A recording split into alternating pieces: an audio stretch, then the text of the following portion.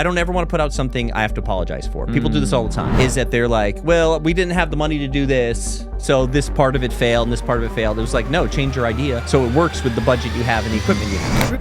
Ruslan. Before we get into that, guys, my name is Ruslan, and this channel exists to encourage you to mastermind your business the master's way. May not be subscribed yet, so if you aren't, please hit that subscribe button as we are on the verge of cracking 10,000 subscribers, and I would love to celebrate that with you. All right, now let's get into the video. There's a whole ontology at all of this. So first, when it comes to music, good song first. Sure. Boom. Good song. You don't have a good song, don't move on from there. I don't record songs I don't think are good. You might not think they're good. I throw away songs all the time.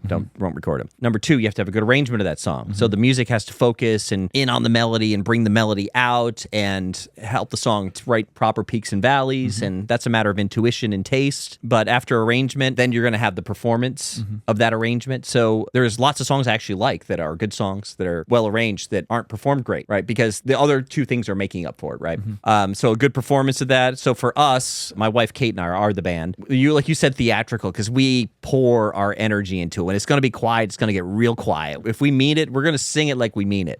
We're not going to try to pretend to be cool like ever. We're not going to try to just play out like when we're saying something that we think needs to land. We're going to put go for it. Our pores are going to open up and sweat while we're performing it and singing in the studio. So after, I'm sorry, because this is a social media question, but this is how we get to the point where what I do in social media works. This is kind of important to make this connection. Engineering, you're in the studio, you're like trying to pull up cool tones, you're trying to get the right vocal sound. That's number 4. There's some tracks by the Beatles. I don't think they're really that well engineered, but they got the other first 3 things so right. That is like, you don't even care. Like the bad engineering almost becomes warm to you or something nostalgic. Yeah, you move down through that chain, right? And then you have to mix it all together. Then when you're done with that, now you have something like you put out, like you were talking earlier, you never can really finish something. You have to just abandon it at some point. Realize that at this point now, my tastes are just going to be changing and I'll be changing it. Not a matter of that this song isn't done. So you put it out there, but I don't ever want to put out something I have to apologize for. People do this all the time. Is that they're like, well, we didn't have the money to do this, so this part of it failed and this part of it failed. It was like, no, change your idea so it works with the budget you have and the equipment you have.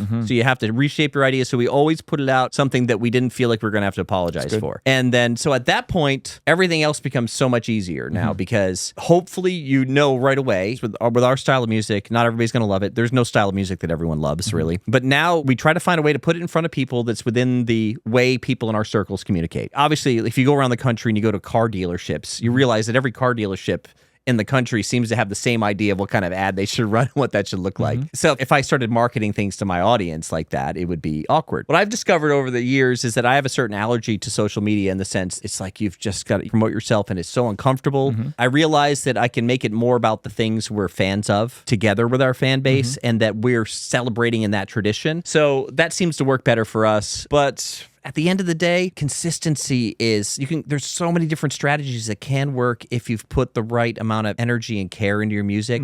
But you got to stay consistent and then pay attention to the results. There's lots of great videos and content of people telling you how to do these things.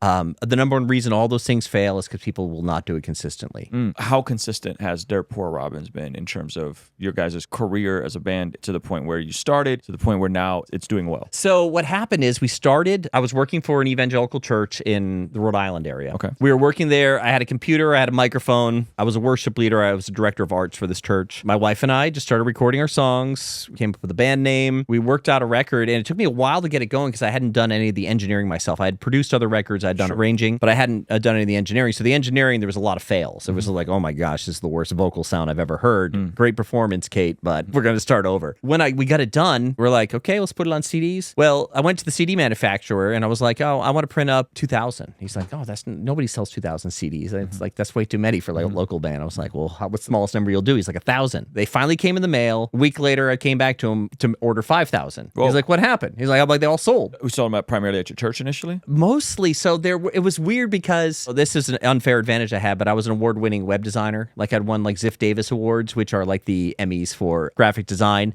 So we had a pretty rad website at the time. What year is this? This is 2004. Oh, you guys are early. Yeah. My gosh, you're so early to this process. Yeah, man. sorry. 20 years ago. Yeah. Yeah, so you have... The gray hair came from somewhere. You are are creatives creative, meaning that you're doing multiple things that are very high level, high elite level, multidisciplinary art that you're doing, right? I try, yeah. So I was a visual artist first before, and my whole family's entertainers. Yeah. So this is all native to us. So this is kind of, I didn't think we were anything special either because everybody in my family was good at this.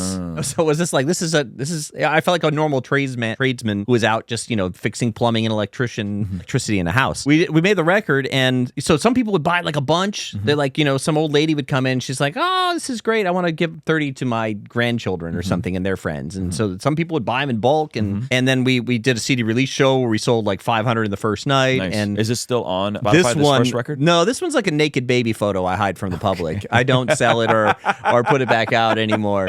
It barely sounds like us compared to what we became because there is something about recording yourself. I mean, you've done it, when you're in a small studio space and you're just recording, you're just trying to get it right. And then you listen back, you're like, what's going on? It's like, where's the energy? It's like you have to embarrass yourself in that small space. Like when someone's with me recording, they're so uncomfortable to be close to me because I'm not sitting still. I'm getting an ab workout. I'm getting, everything's into it. And I will do that for hours on top of hours, right? Motion creates emotion, so if you're moving, that's going to translate to the take of the video. Like in a sailboat, wind that's blowing the wrong direction is fine. You can redirect. No wind at all is a problem. You're not going anywhere, right? So we'd have to put our heart into it. So we made this record. That's an explanation of why I don't share it now because it feels a little sterile to me. It just started selling, and we were like, technically at that time, we were making something closer to what people would have called Christian music. Like I always had a problem with the label Christian band or even Christian music in general as a label because it's the only genre defined by the lyrical content, which makes it a weird subgenre in the sense that all the other genres that exist over here can exist within that genre based on the lyrics, to smaller pieces of the pie. That's right. So this is why in Christian music, a lot of the variety has been clipped off over the years and it's focused on like a certain sound. Part of that has to do with K-Love, bottlenecking so much in the 90s and the 2000s. Also, it has to do with the fact that Christian jazz isn't really going to be a thing because like nobody's buying regular jazz really. No offense to jazz. I think it's great. It doesn't sell, but in that smaller pie chart, it's not sustainable.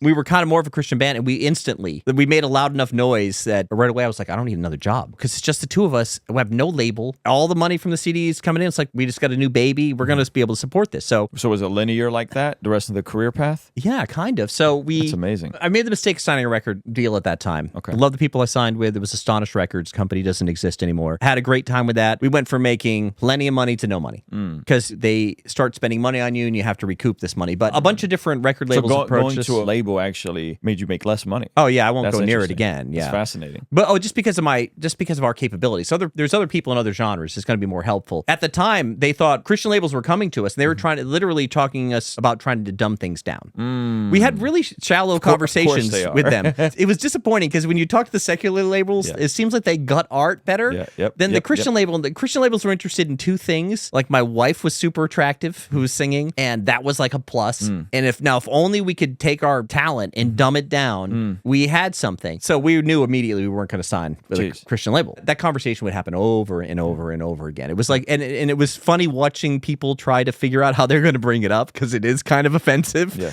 They're not very good at framing it when you know it's coming either.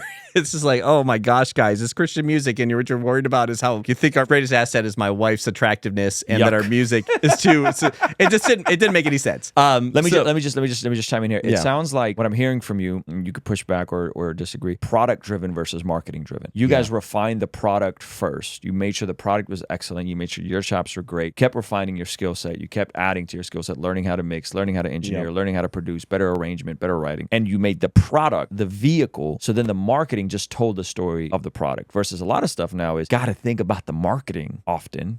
As you're making the product. So it's marketing driven. Well, you guys were product driven. You can. It's better to have someone else do that so you don't have to bifurcate yourself. Sure. It's better to have someone who knows that, because one of the things I've noticed is one of the things that was very distasteful for me about in Christian music scene. So like when we talk about Christian music, this is a really interesting thing so hopefully people who, some of our fans tune into this and watch this, because we have very little contact with most people. Like people who found us on Spotify, added us, they might not even know the band name, but they're listening to it all the time. Like I don't know if they're even looking down. People know very little about us. Now we've never ever kept a secret about, hey, like what's my worldview? What's my faith? I don't like leading with that thing, because when I say I'm a Christian, especially as an Orthodox Christian now, the thing that comes into their head is not what our life is like. Especially the people that have like the real negative reaction to that. They're like, oh, I can't listen to you anymore now that I found out you're a Christian. So if you came to my town and we like got coffee together in the mornings, like we would jam. Like we would have no problems with each other. So your weird evaluation skills aren't, this politicization that's happened in the world isn't helpful.